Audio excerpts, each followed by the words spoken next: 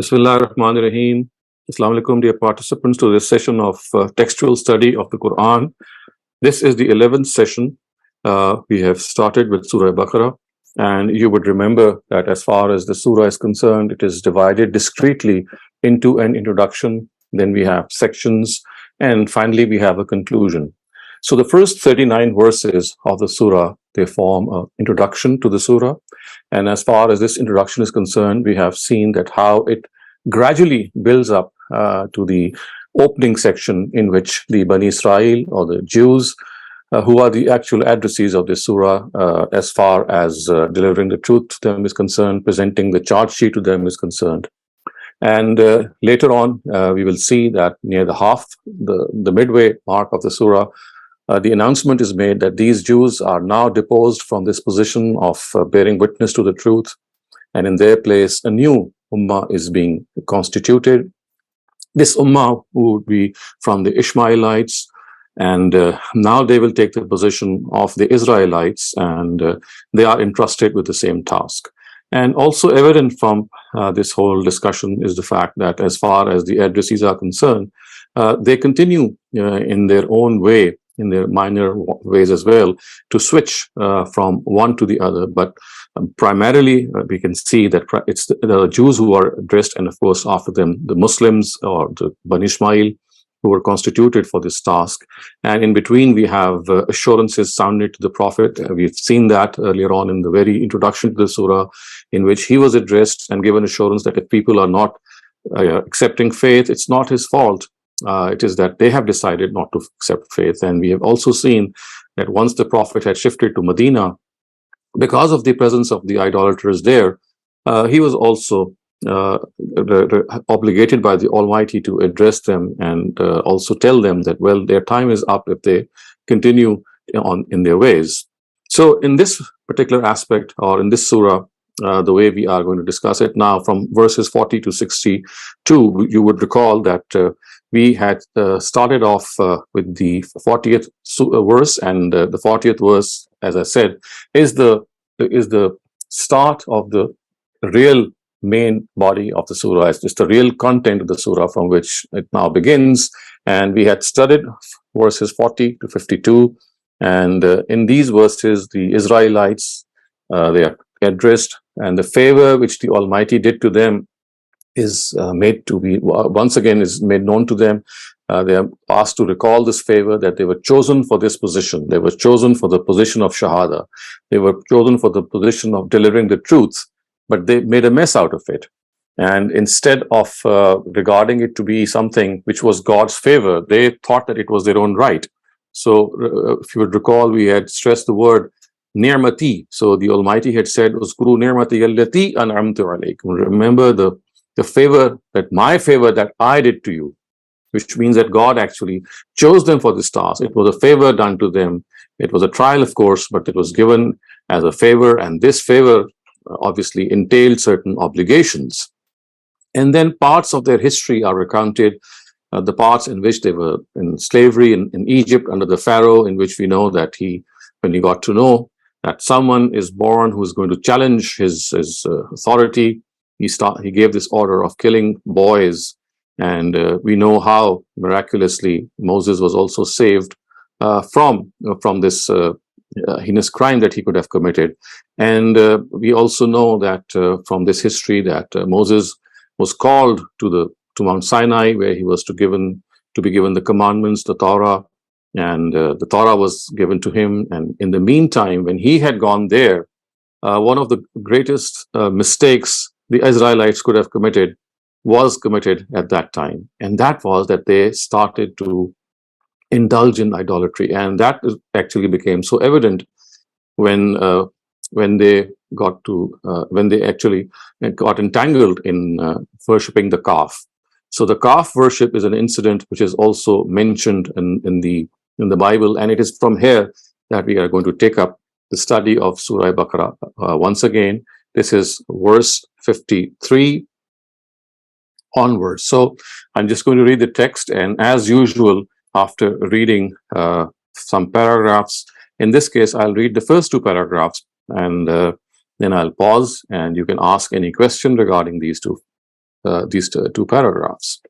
And you can follow my cursor as well as I read the translation so that it becomes evident the connection between the Arabic and the English. So it says, Bismillahir Rahmanir Rahim, وَإِذْ قَالَ مُوسَى لِقَوْمِهِ يَا قَوْمِ إِنَّكُمْ ظَلَمْتُمْ أَنفُسَكُمْ بِاتِّخَاذِكُمُ الْعِجْلِ فَتُوبُوا إِلَى بَارِئِكُمْ فَاقْتُلُوا أَنفُسَكُمْ ذَلِكُمْ خَيْرٌ لَكُمْ عِنْدَ بَارِئِكُمْ فَتَابَ عَلَيْكُمْ إِنَّهُ هُوَ التَّوَّابُ الرَّحِيمُ. And recall when Moses said to his nation, people of my nation, you have been unjust to your souls by making this calf. I mean, of course, by making this calf is all that is mentioned here. It is a usual style of the Quran in which something which is so heinous is suppressed. So it does not say what they made with the calf, but obviously they made it into an idol, they made it into a deity. So this is something, because of its heinous nature, it has been suppressed. I mean, it's just that it is beyond words. The nature of this heinous act is so beyond words that it's not even expressed in words. So what the Quran has said, if you see the Arabic, it says, بِاتِّخَاذِكُمُ الْإِجْلَ, which means that you stuck to the calf, that you just held on to the calf. And of course, it meant that you held on to the calf as if it were your deity, as if it were something that you prostrated before. So it says that you have been unjust to your souls by making this calf. So then it says, so turn now in penitence to your Creator, and for this slay these people of yours with your own hands. This is better for you in your Creator's sight. Consequently, when you did this, He showered favor to you and forgave you. Indeed, He alone is forgiving, ever merciful. So once again, you see that this incident of calf worship, the way it has been presented here, it has shown that how the penitence of this calf worship would not be enough if you do it by merely forgiving or asking for forgiveness. And because it was a sort of an apostasy which was committed before a prophet of God, before a messenger of God, so its punishment was death. So remember, it was not just a simple act of committing polytheism. These were monotheist people. These were people who had already professed faith, and in the presence of a messenger, whenever people renounce their faith in any way, then for them, death is the only punishment which they have to face. There's no other remission in this regard. So this is what exactly has happened. Let me continue, and then I will come back to this and see that how this Bible, how does the Bible mention this whole issue of calf worship.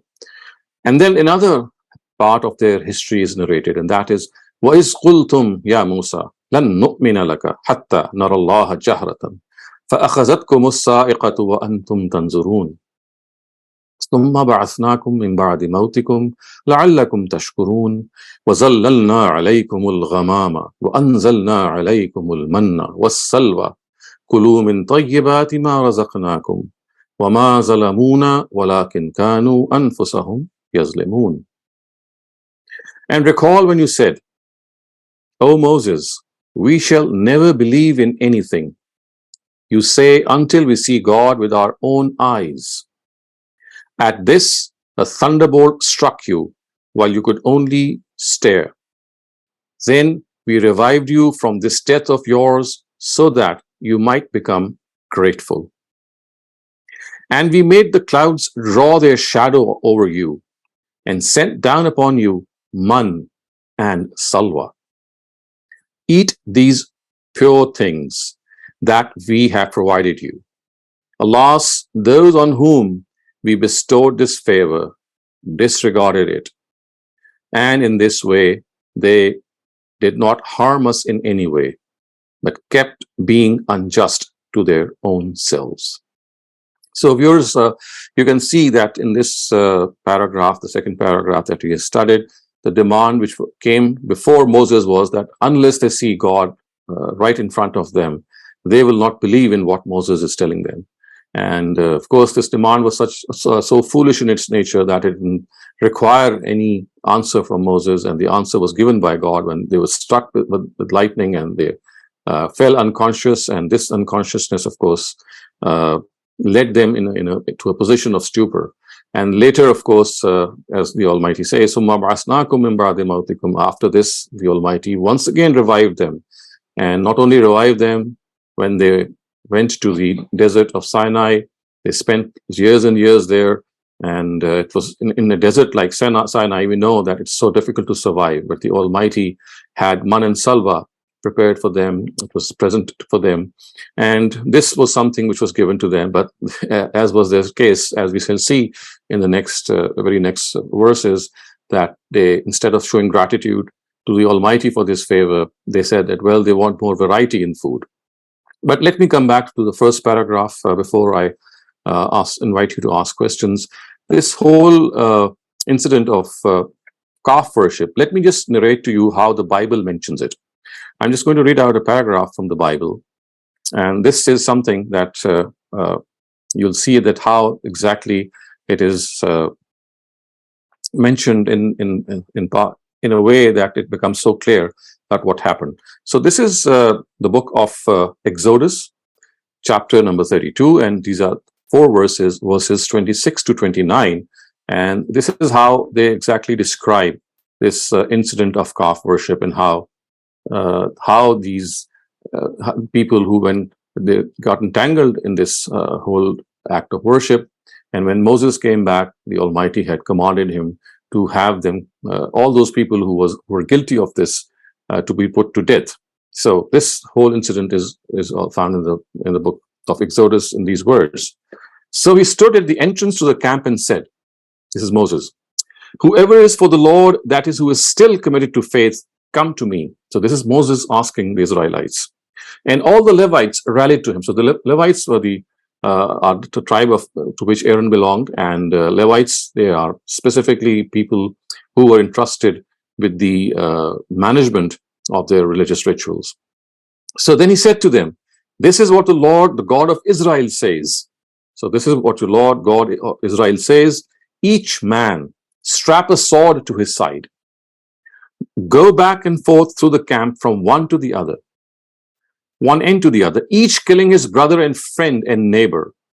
The Levites did as Moses commanded, and that day about 3,000 of the people died. Then Moses said, "You have set apart to the Lord today, that is, revive your faith today, for you were against your own sons and brothers, and he has blessed you this day." So you see this incident, the way it has been mentioned, that Moses himself stood at the camp and he said, "Well, come on, come with me." And amongst those who were still, had saved themselves, secured themselves from this act of calf worship, they are going to act as instruments of God's justice, and they are going to put to death even their brothers, even their neighbors who are guilty of this. And as I said earlier on, this basically is the punishment of apostasy, which was meted out to them. And whenever a nation professes faith and then it renounces that faith in the presence of a messenger of God, then this is the punishment that it gets. The next important thing that you'd like to know here is man. What does that mean? So if we see some of the literature in this regard, we find out that man was something which is similar to dew, like dewdrops, which would descend on the earth and then they would freeze like hail. They would become small pellets. The Israelites would gather it, they would just collect it before the heat of the sun could melt it. And in the barren desert, this was a form of subsistence for them. And this was indeed a great favor, because in that desert, it was simply impossible to have food preserved. So what happened was that every day these dewdrops would descend, and then they would freeze. They would just they would solidify and freeze like hail, and they would be picked up. And then, in this regard, we find that they would relish the eating of this form of fodder. It would provide them with a lot of nourishment.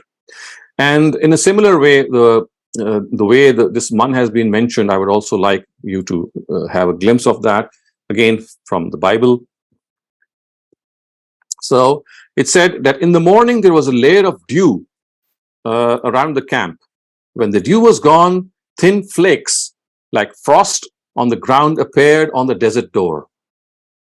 When the Israelites saw it, they said to each other, "What is it?" for they did not know what was it. Moses said to them, "It is the bread the Lord has given you to eat." So he actually called it bread. Each morning, everyone gathered as much as he needed, and when the sun grew hot, it melted away. Now, let us now come to the next thing which the Almighty had preserved for them, the salwa, which is, of course, the second thing. So, salwa refers to birds which the Almighty sent upon the Israelites in the deserts of Sinai. And again, this has been mentioned in the Bible.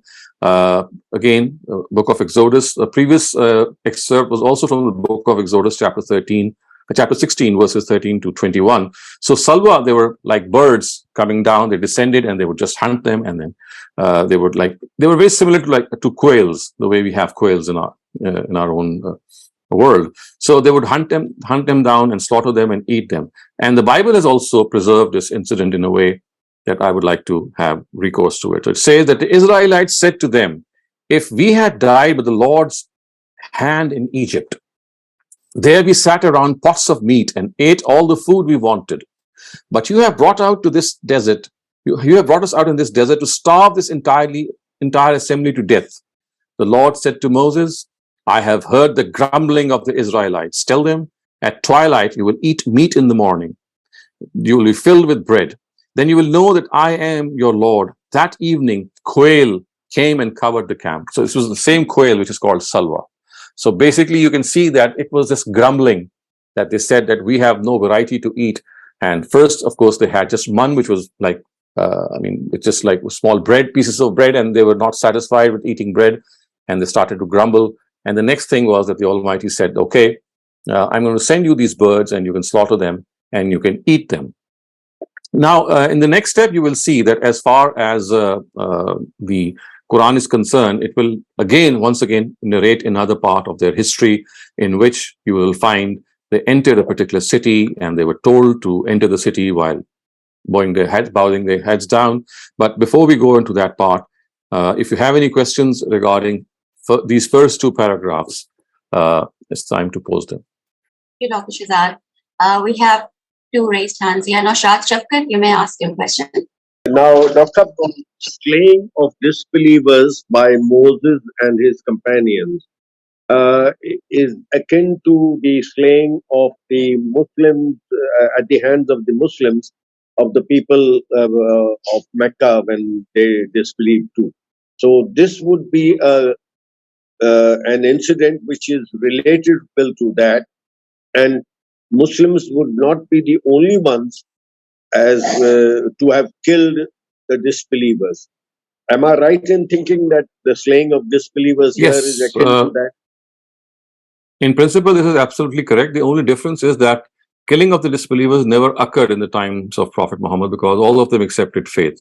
But yes, this is something which was actually done in the time of Caliph Abu Bakr, when part of them who had accepted faith, they reverted to their original faith, and they stopped paying zakat, and as a result they became apostates. So the war waged by Abu Bakr on them for becoming apostates can be regarded similar to what happened here. So it's apostasy which is being discussed here. Sir, what is mentioned in Surah Tawbah? Go out and kill them wherever you find them and all that. So is this akin to that slaying of disbelievers by Moses' companions? As I said, in that case, there's only just one difference, that in the times of the Prophet, all of them had accepted faith. So this situation never occurred. But yes, as I said, in principle, it's the same thing. In principle, This directive is exactly the same. But in practice, it actually came into action in the times of Caliph Abu Bakr, when that apostasy took place. But yes, if Prophet's nation had denied and persisted in their denial, they would have been subjected to exactly the same law. And this also incidentally shows that how all the books of God, they present the same message. So apostasy was punishable by death in the times of Prophet Muhammad, and it was punishable by death in the times of Moses as well. So all messengers of God, since they are governed, since their preaching is governed by the same law, so it's clearly a parallel as well. Thank you very much. Thank you. Assalamu alaikum, Dr. Shehzad. This is Imran. Right. Just an extend line, sir. Quick question. You mentioned that manna was something like dew on the earth, and it was solidified. Why does the Bible say in the verse 31 of the Exodus chapter 16, verse 31, it says the people of Israel called the bread manna. It was like it was white like coriander seed and tasted like wafers made with honey. So the same thing changed into bread? No, basically these dewdrops, when they solidified, they took this form of coriander seeds and this bread that the Bible is talking about. So basically it's that transformation. Once they got heated up in the heat of the sun, they started to solidify and they turn into in this shape. Okay, so, but you also mentioned that, which Bible says here as well, that they would melt with the heat of the sun, right? So that was after that. So first what would happen is that first they would solidify, and there were dewdrops. Because of that heat, those dewdrops would solidify. And once the heat became intense, then that was the next process which happened to them, that they started to dissolve. So it was like coming back to the original shape. They were dew first, then they solidified, and as a result, they could be eaten. And if left for long, they would melt and just become like a liquid. I see. And thank you. And very good question. Quick question about the apostasy. In Islam, apostasy, especially like you mentioned in Sayyidina Abu Bakr's era, that they were against the government because it was going to hurt the caliphate, their apostasy. But it seems like, and that's where, of course, the Islamic government can issue a death sentence. Here in Musa alayhi salam's time, those people who apostated, in your opinion, because they weren't really a sophisticated government model there, it's like because that was a threat to the Islamic or the Muslim government at the time, or the monotheism. Is that why they were? No, they're two different things. These are two different things. You see, apostasy means that you profess faith and you accept faith, and then you renounce your faith. Right. So this renouncement of faith is always punishable by death in the existence of a messenger of God, not by anyone else except by him. So because of the fact that they had accepted faith, and then they reverted to their original position because they did not like Abu Bakr asking them to pay zakat, and because they said that, well, we fight as a result and will not pay zakat. So this was a war which Abu Bakr waged, and precisely for this reason, we call these wars in Islamic history as the wars of Ridda. Ridda is again from irtidad, and irtidad is apostasy. So these were the wars which were waged because the Arabs had once again reverted back to their original belief, and they had renounced paying zakat. So that is like saying, apostasy could be because of a number of reasons. So one of the reasons that apostasy takes place is the one that you find here, that they took to polytheism. They said that we'll not. And the other reason is that if you if you renounce faith by forsaking zakat or salah, and you come back to your original faith, that too is a form of apostasy. So apostasy is renouncing your faith, but this renouncement can take two different forms. Here it took the form of adopting polytheism or subscribing to polytheism. There it took the form of rising up by saying that we're not going to pay zakat. So both are apostasy, but as I said, people become apostates by renouncing religion, and this renouncement can be of different nature. One, for example, could be sticking to polytheism. Other could be not paying zakat. Thank you very much. Jazakumullah khair. But the important thing, Imran, that we have to know is that this always takes place in the presence of God's messengers. Apostasy is a punishment which has been inducted in the Islamic Penal Code by not understanding this, that basically it is something which only God's messengers are authorized to do, because people who have subscribed to polytheism, for them death is the ultimate thing. God is going to punish them in the hereafter with death. If they continue if they do this in this world as well, they'll have the same punishment. But only God is going to give that punishment. And in the times of God's messengers, basically it is God who is giving this punishment. These messengers are just acting as his instruments. I see. I see. Thank you. Jazakumullah. So after the prophets are gone, we cannot execute this punishment. Oh, absolutely not. I mean, after the departure of God's prophets, apostasy is something which is. There are three things which only God, the prerogative rests with God: punishment for apostasy, punishment for polytheism, and punishment for disbelief. So, kufr, shirk, irtidat. These are the three things which only God can punish. He will do so in the hereafter, and He did in the times of His messenger. So it's not that these messengers did so. It's basically God doing them, and these messengers acted as His instruments. And Abu Bakr had Islamic government which was following the Prophet's command. That's why he executed. Of course, because these were the same people. They were the same people who had accepted faith, and once they renounced faith, they could not have survived, except, if they had willingly paid zakat. Thank you very much. Jazakallah khair. Thank you. Okay, Akram Bhatti, you may ask your question. Rashida, we just have one more query. Okay. The same paragraph. Okay. Akram Bhatti, you may call upon. Assalamu alaikum, sir. Wa alaikum assalam. Sir, ayah 56 में या सुमा बासना min ba'di mawtikum la'allakum tashkurun. Is referring to the same instance as it is in 243 where Allah says, when it says faqala lahumullahu mutu summa ahyakum. No, that is a different thing. So that's another part of the history of the Israelites, and that actually refers to their moral death. Okay. That is mentioned later on in the time of Saul, in the times of Talut, in the famous incident which is mentioned later on in Surah Baqarah. That's an entirely different. That's a different story. And this for one, them, this is referring to the stupor. As far as I can see, it says that that basically it was that stupor that made them unconscious. Here that is referring to the unconsciousness, but there it's referring to moral death. Yeah, I think so. Let me just check. Let me just see the context first. Yeah, 243, man. Which, okay. 243. Yeah, no, 243, as I said, is a different thing. I'm just checking if the verse that you're mentioning is right after. It says that Summa ba'asnakum min ba'di mawtikum la'allakum tashkurun. So that it seems that this was after the stupor that they suffered when that lightning struck them. So it was as if they had fallen unconscious. So let's now move on to the next part, and so now we are going to see verses 59 and 60. Is that so?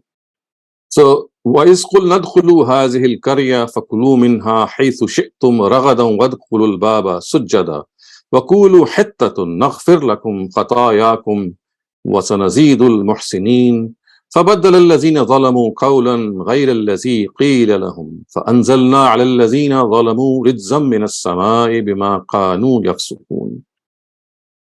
So, and recall when we said, enter this city, then from wherever you want, eat in it to your hearts. It's like eat it to the relish of your hearts.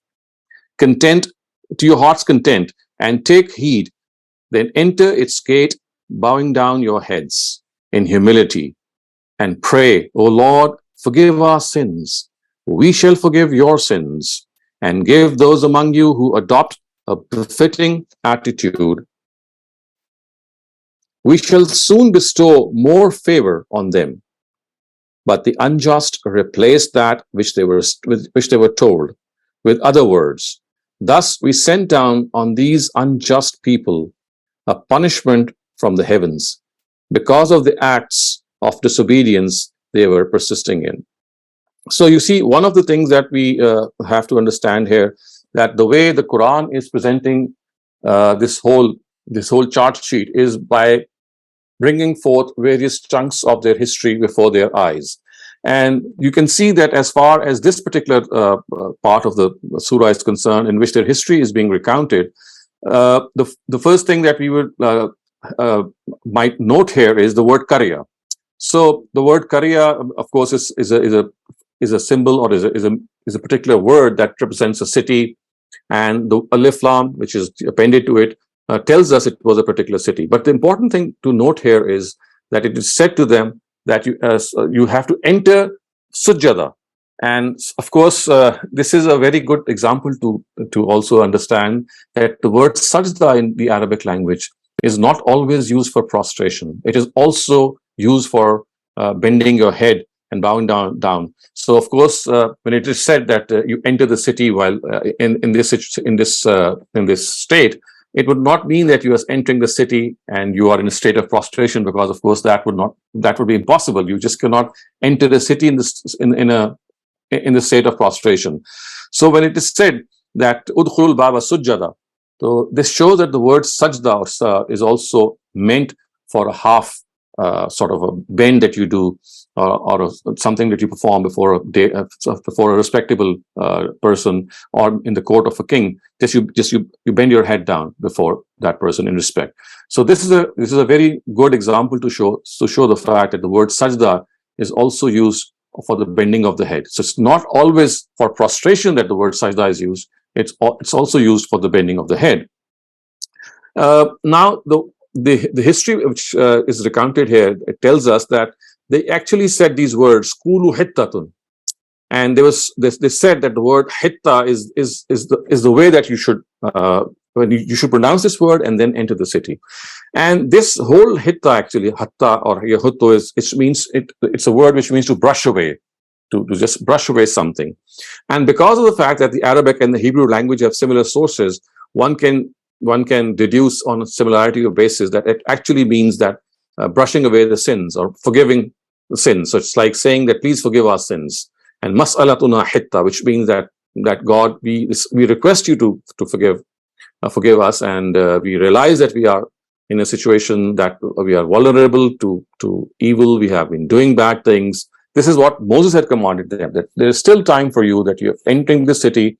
And if you enter the city, if you do enter the city in a humble way, in a way that you acknowledge your sins, you still might be forgiven. So you see, in their history, there have come times in which, in spite of their rebelliousness, in spite of their arrogance, they have been given these chances that well, once again, you can revive yourselves. Once again, you can attach yourselves to God. But then it never happened. And we can see, as we shall go along, that there is a continuous breach of the covenant, a continuous breach of the promises that they made. And they never actually had this courage that they would honor the commitment. Yes, there were times in which this commitment would partially be honored, but in most situations, you'll find them ungrateful, and you'll find them quibbling, you'll find them complaining. The thing which I would also like to say here is something that you will see from the exegesis of the Bible, and that is that it is said that ridzam in as-sama, as you can see the word which are ridzam in as-sama, of course, that means that a punishment descended from the heavens. And if you study the Bible, you'll find out that it was the city of Shittim. This is a city in Palestine. And in all probability, the word Al-Qarya, which is used for that, is basically used for this city. Al-Qarya means a city, and it is basically this Shittim, because we have a very parallel found there in the Bible. And they were guilty of sexual impropriety with the Moabite women. They were involved in polytheistic practices. And they became also indirectly incriminated with worshipping their supreme god, who's called Baal Faghur in the Bible.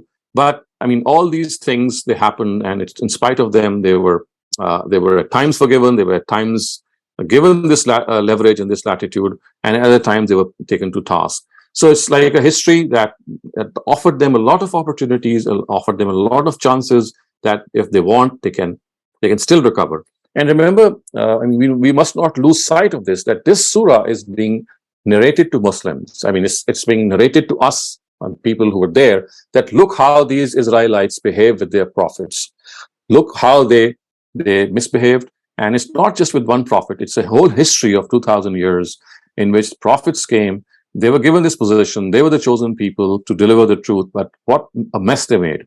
So this history is basically a history that is being narrated to the Ishmaelites, the newly instituted Ummah, so that they don't waver from their path. And as such, the punishment of God, which is now which is now, I mean, they are under this punishment, the Jews and the Israelites, the way we find them now, is basically also mentioned in the Quran elsewhere, and we'll study that also in due time. So now let's move on to the next paragraph, or if you have any questions regarding this paragraph, please, you'll have time before I go on to the next one. Yes, Imran, you may ask your question. Dr. Shehzad, just quickly, you mentioned the Bibles, the quote from Bible. Could you kindly share with us like where it is in Bible, so I can just look it up? Is it in? So just type the Shittim. It's like Shittim. It's referenced multiple times in the Bible. The city of Shittim. Shittim. It's the city of Shittim. You just type it in Bible Gateway, one of the very, very profound sites regarding Bible history and Bible scriptures. It's going to come up. And the whole incidents is also in one of the books in Bible, like with. Yes, it is mentioned there in the Bible. The book. It's you just type Shittim and you'll find the whole incident in there. Shittim as Mary, right? Yeah. Okay. Thank you. We have one more question, Dr. Shehzad, by Mr. Naushad Shafkat. Please go ahead. Yeah, Dr. The Jews were forgiven so many times throughout the surah. There are so many incidents where they were they broke their covenants, as you put it.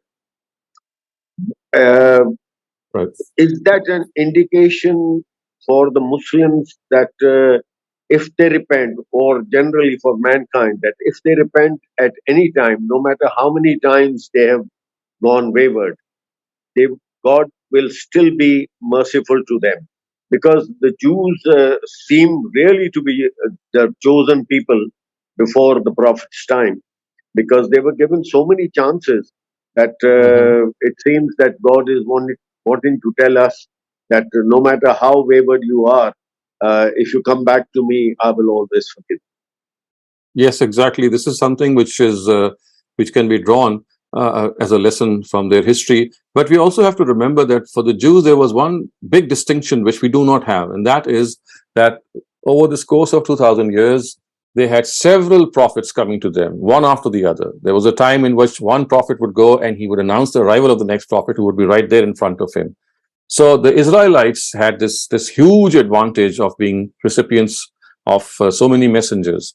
This, of course, is not afforded to the Ishmaelites, but the message is the same, that, well, as if you come back to God in your collective capacity, then He is always there for you. Yes, at times when you don't realize this, you face punishment, and at the moment it does seem that in our collective capacity, we are facing this punishment in a different way.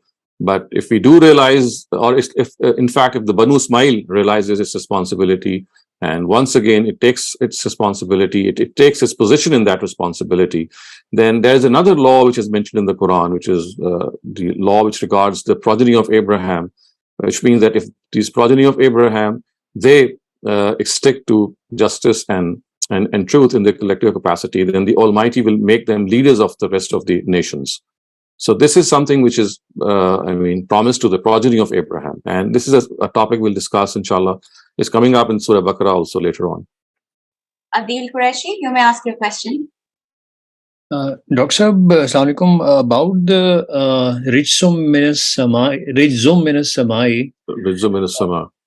Yeah. So the azab that they were given from the skies or from the heavens. Looks like what the tafsir for that in Al-Bayan and others say that this was not a punishment from the skies, but this was basically just a regular punishment. Yeah, but then we have seen in the past examples where Allah Almighty has punished people with storms and something that like stones or something that comes from the sky. What's the reason why here he has decided not to consider the word sky as something that came from the sky, but think of it as more like more figurative in nature, but not real in nature? While we don't have the actual history with us as to what happened with them, maybe it was a pandemic, maybe it was something else. Well, Well, because the word ridzum in as-sama, it tells us it's like a calamity from the heavens. So it's like something which was sent down by God. So basically, in my understanding, what is happening here is that they're being told that for this particular misconduct that they were guilty of, for example, they were guilty of having sexual relations with the Mawrid women. That's a very famous incident which is mentioned in the Bible during this time. And then also we know that the Baal Fahur, who was their supreme deity, they were also guilty of prostrating before him. So it does seem that it was this heavenly punishment which struck them. We don't have any details whether all of them were struck by them or maybe a few of them. But yes, it was like a collective punishment, and some of them survived, many were killed. And basically, it does seem that it was a jolt from heaven. It was like a bolt from the blue, in which the Almighty, on occasions, through such acts, He reminds people that, look, if you don't still have time, if you would like to come back in your to the right path in your collective capacity. So it's like being struck by a calamity from God, in which some people do pass away, others survive, and this whole incident becomes a reminder to the fact that they were doing something seriously wrong in their lives. Okay, so I'm now going to move ahead. This is the 60th verse now that we are going to study. وَإِذِ اسْتَسْقَىٰ مُوسَىٰ لِقَوْمِهِ فَقُلْ نَضْرِبْ بِعَصَاكَ الْحَجَرَ فَانْفَجَرَتْ مِنْ حُسْنَةَ عَشْرَةَ عَيْنًا قَدْ عَلِمَ كُلُّ أُنَاسٍ مَشْرَبَهُمْ كُلُوا وَاشْرَبُوا مِنْ رِزْقِ اللَّهِ وَلَا تَعْثَوْا فِي الْأَرْضِ مُفْسِدِينَ. And recall when Moses prayed for water for his people. So we said to him, strike this rock with your staff. He struck the rock. Thereupon 12 springs gushed out from it, such that each tribe ascertained its drinking place.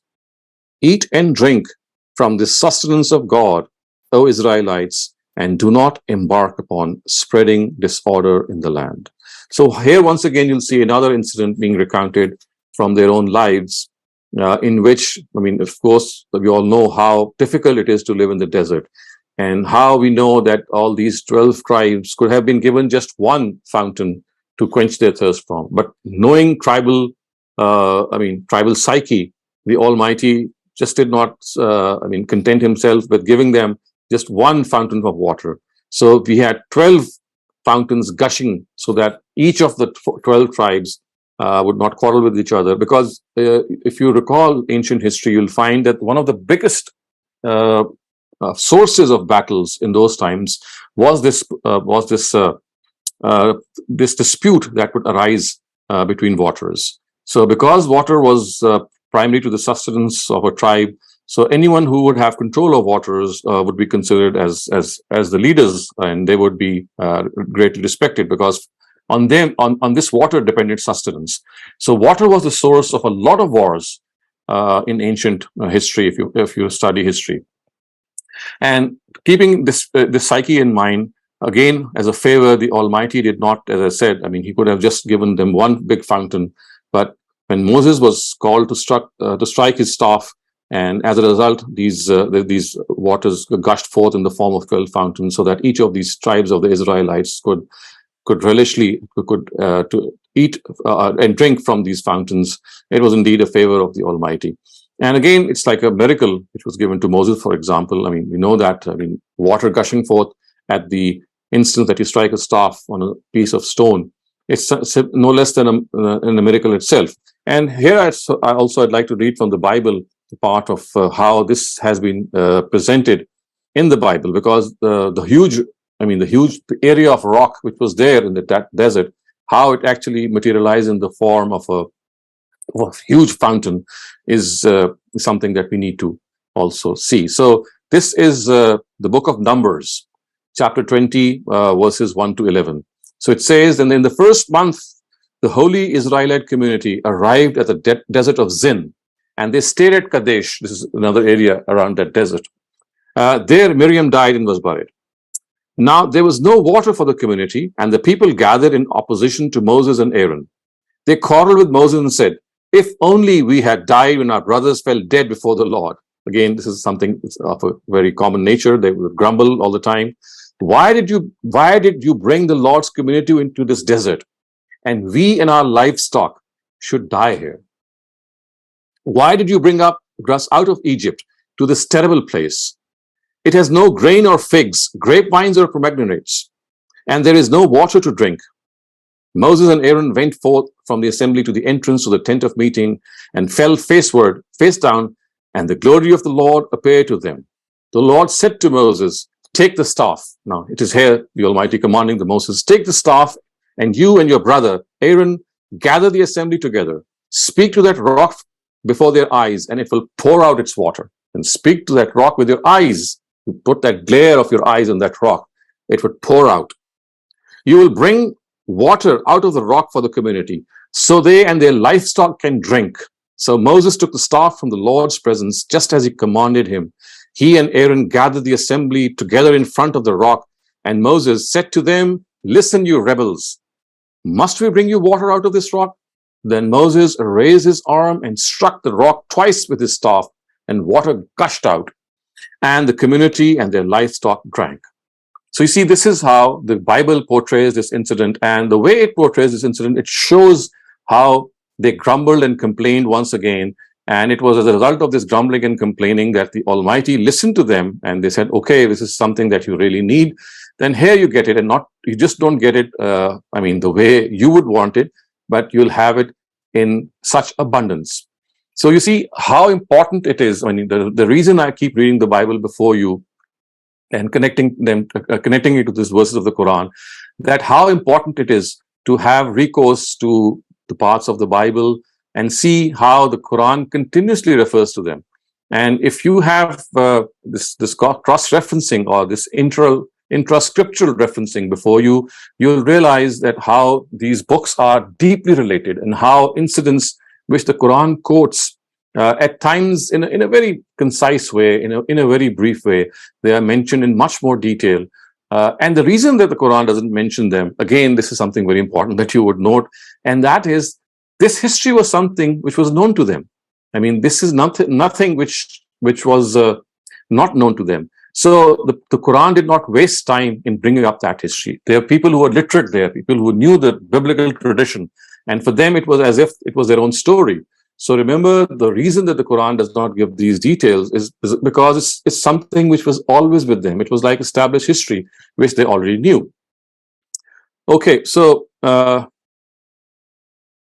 I'm going to read the next part as well, and then we can have questions together, because we will be finishing off with the next verse, and then you can ask questions regarding this verse 60 and verse 61 as well.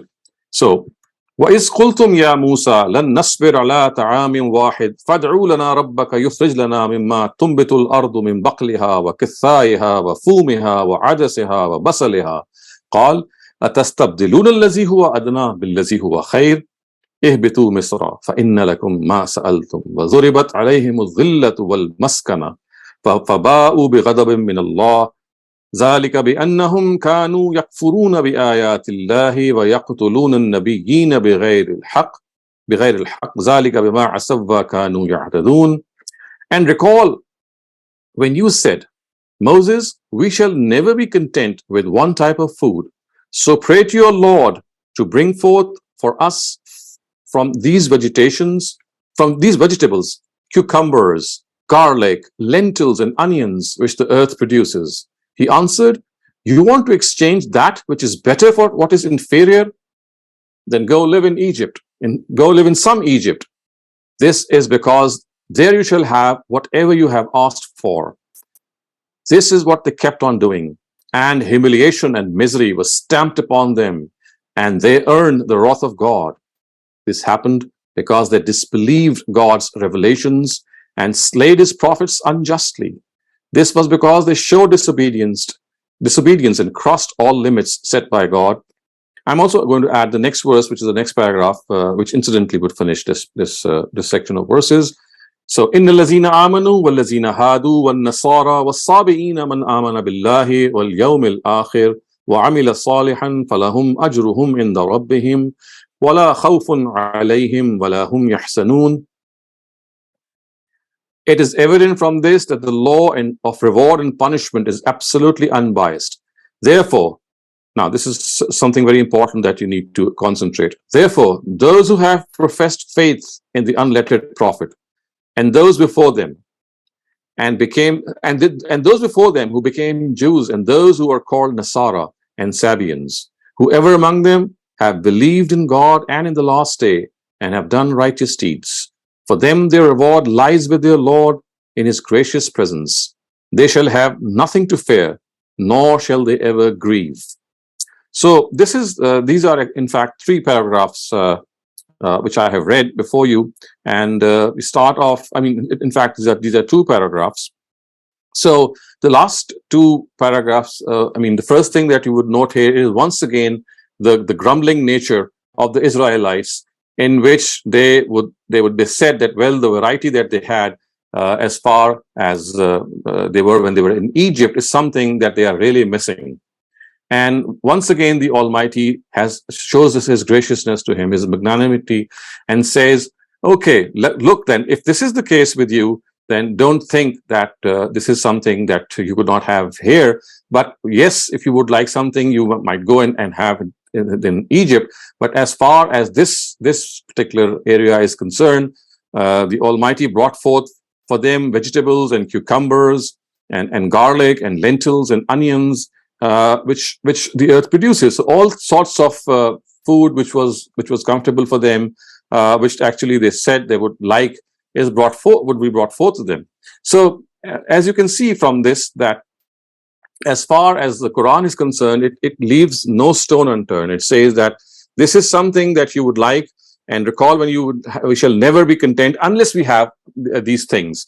So the Almighty says that pray to your Lord. I mean, this is what they had said to him, that Moses, we shall never be content with one type of fruit. So pray to your Lord to bring forth for us these vegetables. So they actually demanded these vegetables be given to them. And the Almighty said, well, you are in a situation of trial. So remember, the Israelites, when they were in the desert of Sinai, they were actually given this punishment. I mean, this was to roam around for 40 years in that desert. It was not a place that they were going for a picnic. So yes, they wanted these things, and the Almighty in return said, well, yes, you enjoyed these things in Egypt, and if you want these things, then go back to that life of Egypt, go back to that life of slavery, because this is a drudgery that you are now undergoing, and as a result of that, it is something that you'll have to tolerate. So it says that when this happened, that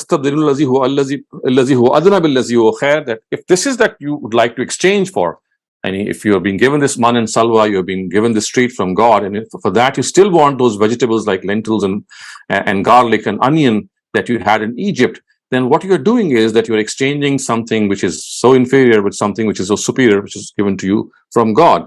So as a result, Zuribat alayhim zillatu wal maskana, that this ignominy was something which was stamped on them. And then we find that one of the other things that is mentioned here is that يَقْتُلُونَ النَّبِيِّينَ بِغَيْرِ الْحَقِّ. They were guilty of killing prophets بِغَيْرِ الْحَقِّ, without any justification. Now, if you study history, you will see that the prophet Zechariah, he was stoned to death in the city of Judah, right in front of the Holy of the Holies, and the altar in Solomon's temple at the directive of their king Joash. So we know the king Joash ordered for that, and at their very bidding, their king, who was Herodias, the prophet Yahya, his head was severed and presented to his beloved in a tray. So Zechariah he was killed by King Joash, and then we had Herodias, who actually asked the head of Yahya. And Yahya is the same person who foretold the arrival of Jesus. And then finally, you can also see that they even claim to crucify Jesus. So you see, the chart sheet is so. We find it so. It does present all these incidents in a way that we come to realize that why does the wrath of God? It really ignites for the Israelites. So they were guilty of killing Zechariah. They were guilty of killing Yahya. And they were guilty of at least trying to kill Jesus. So you see, this is the history which we all need to understand. It's not a simple manner in which these Israelites were deposed from their position. And as you can see, that all these things that are mentioned by the Quran are in a way telling us that as far as the Almighty is concerned, He is not going to relent in any way. His law is the same for all. And as far as the Almighty is concerned, He is going to behave in the same way. And one of the things that we have to understand here is that the law of God, which is now mentioned in the next verse, is something of an eye-opener for all of us. And it should remain in a way that we need to understand that as far as the Quran is concerned, it says, "Inna lazina amanu wal lazina hadu wan nasara." I mean, regardless of what your origin is, whether you are a believer, whether you are a person who is a Jew or a Christian, because we don't have a word for Christianity in Arabic the way it came to be later on used. But the Quran uses the word Nasara, and you'll find Nazarenes being used in the Bible. Jesus of Nazareth, of course, you know that. So Nazareth was the town where he stayed. And precisely for this reason, he's called, they're called Nasara. So it's basically an Arabicized version of Nazareth. And then we have the Sabians. So all of them, basically, they were monotheists. And for them, the Almighty says that as far as your life, as far as these denominations are concerned, all of them, they are going to face death. But the only thing is that in this regard, as far as death is concerned, this is something which is going to happen. And whenever it's going to happen in a way that there will be no discrimination.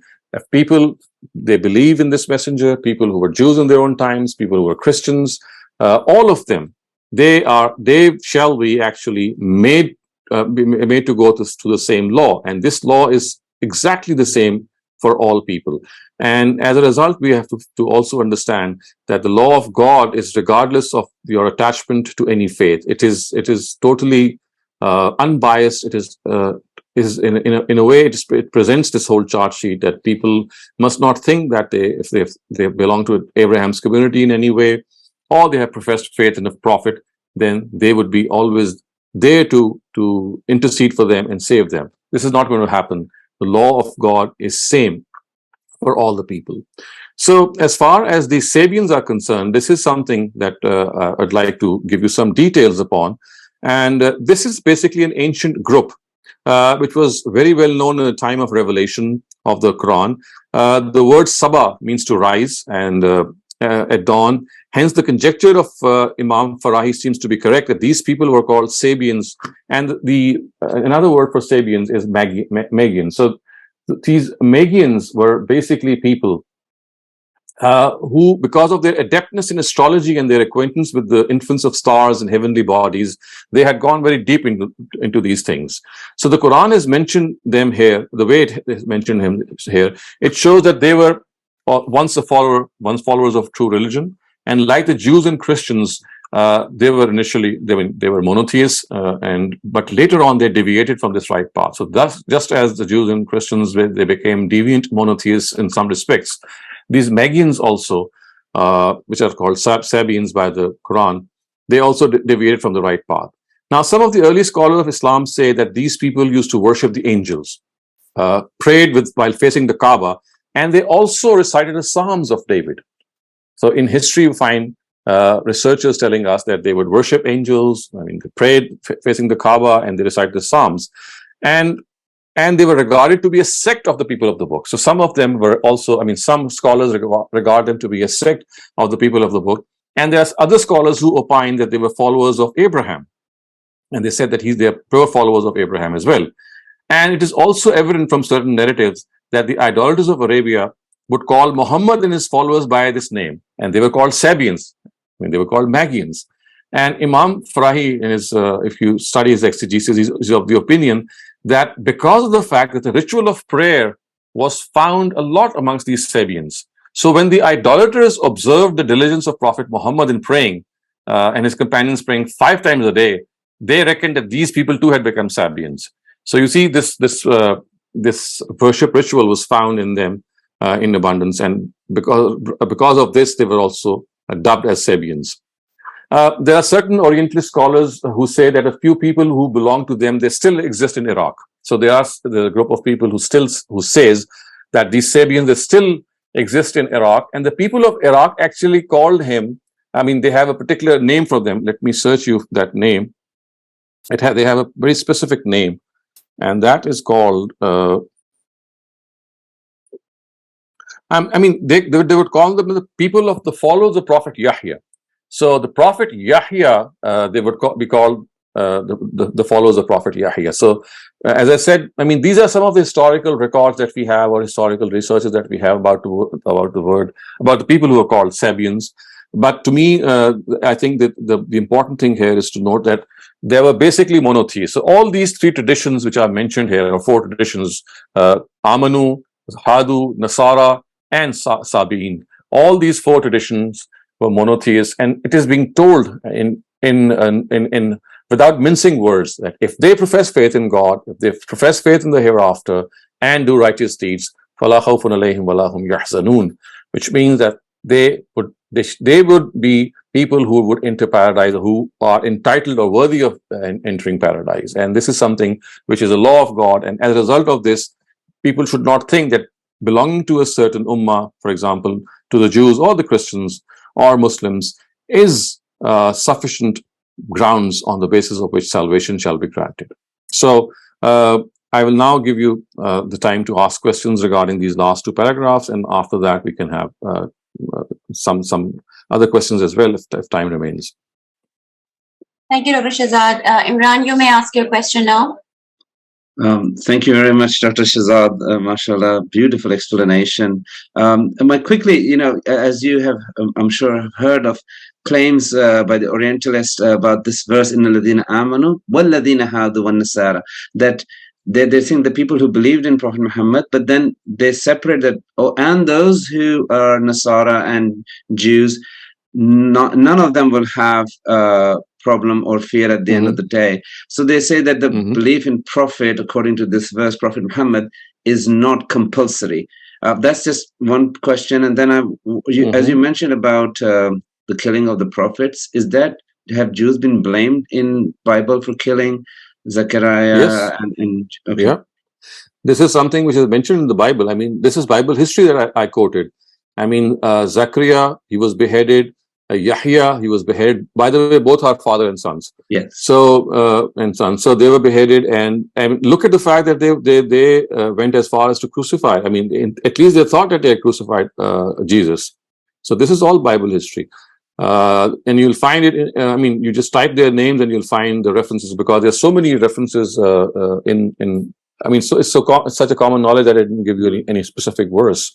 But as far as your first question is concerned, so remember we are talking about the Quran, and the Quran was revealed to Prophet Muhammad. So a belief in the Prophet is something which is already a given. I mean, it's not that you can say that when the Quran speaks of the fact that Allazina Amanu would just refer to the fact, that those who have believed. In fact, this means that those who have believed in Muhammad. So the word Amanu, what does it mean in itself?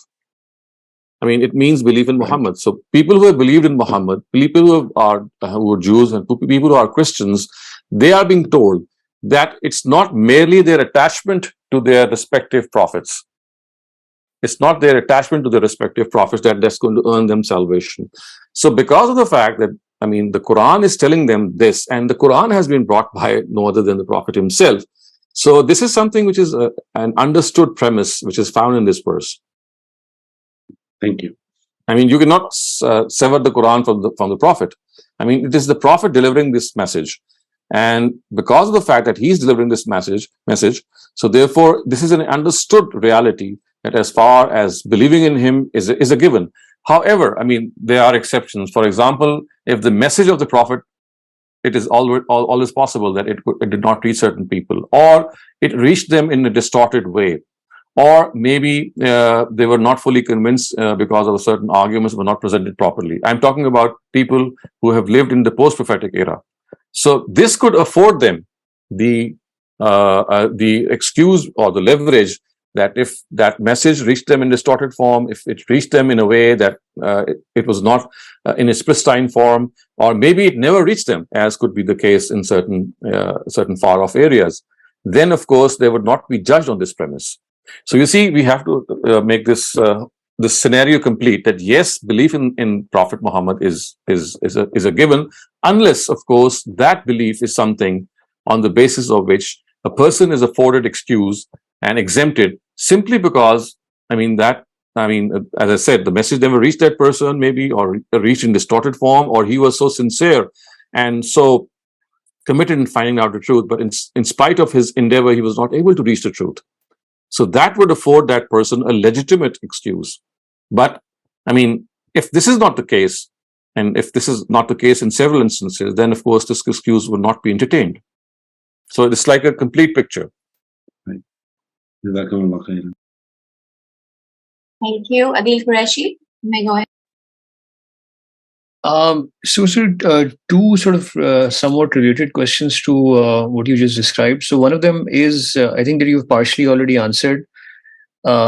Is this ayah talking about the era before the Prophet Sallallahu Alaihi Wasallam? That before the Prophet Sallallahu Alaihi Wasallam, those people who in the past were Yehudi or Nasara or Saibin, all of them who accepted the faith and they accepted the day of the judgment, those are the ones who wala khawfun alayhim wala hum yahzanun, they will be eligible for that. Or did that also include the people in the current era after the last prophet? My understanding used to be that the only way you will get into heaven and be mistaq of this khushabri is if you are believing in Muhammad Sallallahu Alaihi Wasallam. Without the belief in Muhammad Sallallahu Alaihi Wasallam, just the belief in Allah and the day of judgment is not sufficient. That is correct. That's what I said, actually. So yes, precisely for this reason, because we are studying Ustaz Ghamidi's Al-Bayan, you'll find that he has inserted this in this understanding in parentheses when he says that those before them who became Jews and those who are called Nasara and Sabian. So in their own times, and when Muhammad was not even there, people who were Jews in their own times and still Prophet Muhammad had not arrived, for example, in the time of Moses or even Jesus. So as long as they professed faith and did righteous deeds and, of course, believed in God, for them salvation is guaranteed. So this is like narrating history. In the background, we have Jews, in the background, we have Christians, and to them it is said that, well, in their own times, if they were righteous, they would qualify for paradise. But now that this final prophet has come, so the Jews and Christians who existed in his times, for them it is said that, well, now you have a new challenge at hand. If you accept him, if you accept him the way he should be accepted, then fine. But if you deny him deliberately, then these glad tidings are not going to hold. So basically, you can see that these glad tidings are meant for people who lived in their own eras, and Prophet Muhammad had not yet arrived. But upon his arrival, like, for example, if I go and explain this to you, that today, what will happen to the Jews and Christians? So today, for them, if they are, in some way misled from Muhammad in any way, or the information regarding his prophethood reaches them in a distorted way, they will be given that leverage, which I just talked about, that, well, okay, if in spite of all their efforts, they were not able to make headway in the fact that he was a true prophet, then yes, they would perhaps be treated leniently. But if they accept him and still deny him, so this is something which is not going to augur well for them. So basically, what this verse is telling us, in fact, is that regardless of your attachment to a prophet, your salvation does not hinge to that attachment. It hinges on certain premises, which is to believe in the hereafter in God. So believe in the prophet is something which is already there. When you're a believer of Muhammad, you already professed faith in Muhammad. A Jew is already professing faith in Moses, and similarly the Nasara. So they are already professing faith in their respective messengers.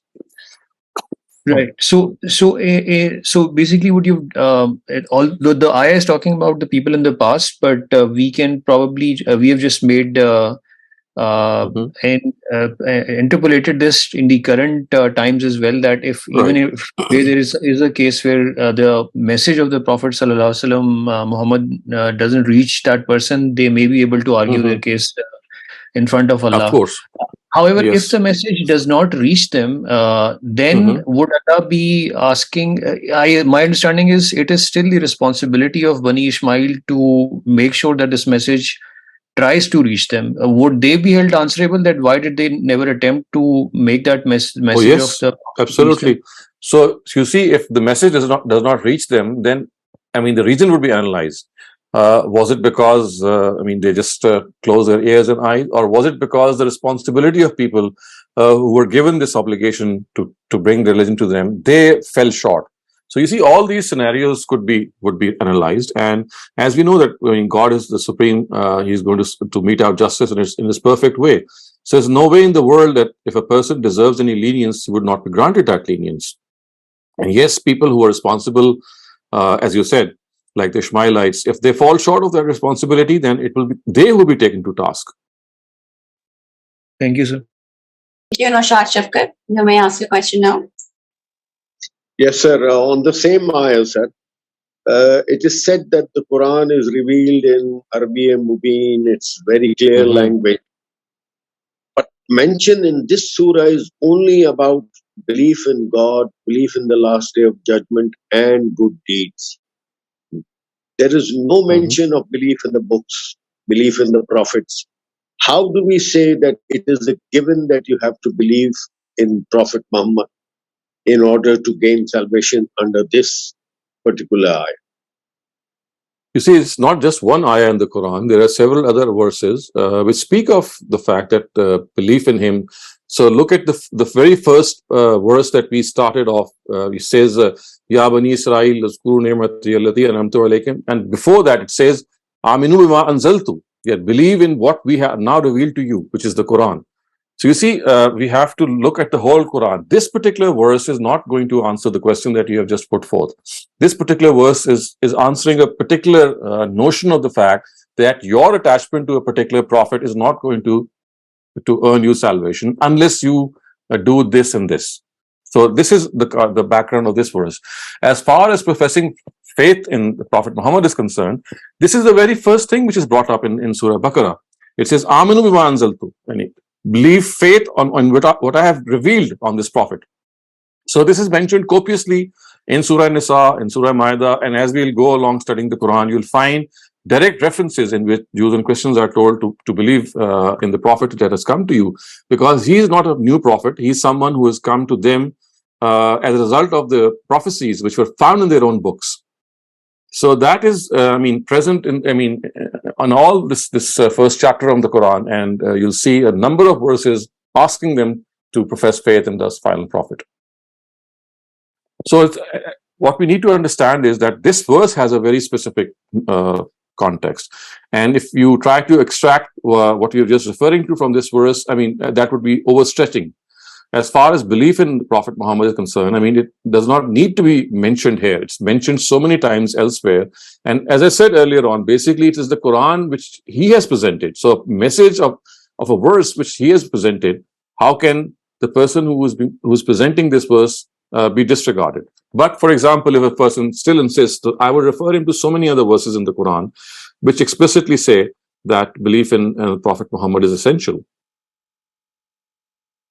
Thank you, Doctor. Thank you. Thank you. Isabel, you may ask me a question. Well, Doctor, you just said that the verse that is for those people as or the Jews or the Christians who are in the time of the Prophet. So there was an itmami hujjah, and it is for them that if they know the Prophet, so now they have to believe on it. But my question regarding this verse is that at the time of the Prophet, God made it very clear, and in the time of all the prophets as Moses and Jesus. But after that Itmami Hujjah phase, what is the solid plan for God? And why is the reason that he has to make this exception that his message is not going to reach everyone in the same effective way? For example, even if we go to the Jews, so it's not their fault that they don't believe in Jesus, the new generation, because they're told in the same way that he was a politician who wanted to take power. And as in Talmud, there are 30 Jesus who are from Nazareth, and they had their mother name was Mary. So they're just going on in the same way, and whatever knowledge they get, it is on the interpretation of the scholars. And same is here in our case. So when God made a very strong pact of Itmam Hujjah at that time, so why not later on to secure that way the legacy of the Prophet? Okay, you see, there is a big difference in this scenario. So, as far as conclusive communication of the truth is concerned, which means Itmam al-Hujjah, it was reserved for the era which we call the prophetic era, for the messengers of God, because that particular law invoked this particular outcome, and that was that people, if they don't accept, then they are going to be punished right there. So this is something which the Almighty wanted to prevail only in the prophetic era. In the post-prophetic era, once the Itmam al-Hujjah has been done, in spite of that, I mean, now people know what the message of religion is. People are not punished for not accepting religion in this world, because now no messenger is going to come. So you see, we have been discussing this in several other sessions, that the Almighty has divided, I mean, the religious history of mankind into two eras. One is the prophetic era, and the other is the post-prophetic era. The dynamics of both these eras are different. In the prophetic era, the presence of a messenger, it makes sure that the truth is delivered in its ultimate form. People are not left with any excuse. And this is precisely what is called Itmam al-Hujjah. And when they are not left with any excuse, then they are punished in this world. But in the post-prophetic era, the dynamics are different.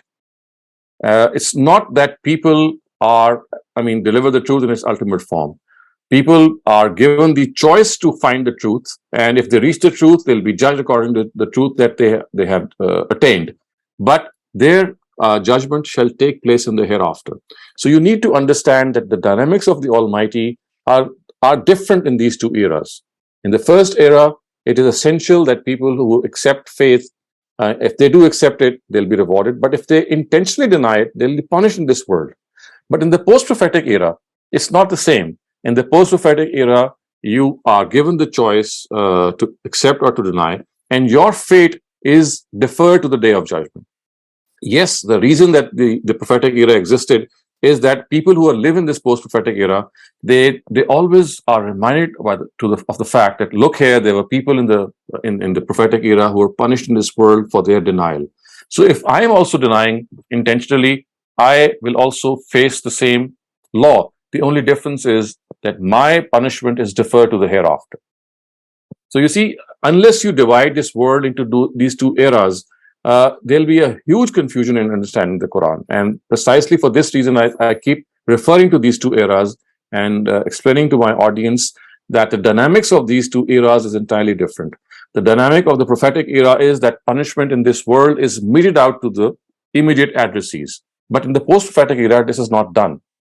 And the reason it is not done is a messenger is not present there. This can only happen in the presence of a messenger. But the reason that it is not done here is that people who lived in that post-prophetic era are now given the chance to reflect and deliberate and see that they'll also reach the same fate if they follow the ways of the people who lived in the prophetic times.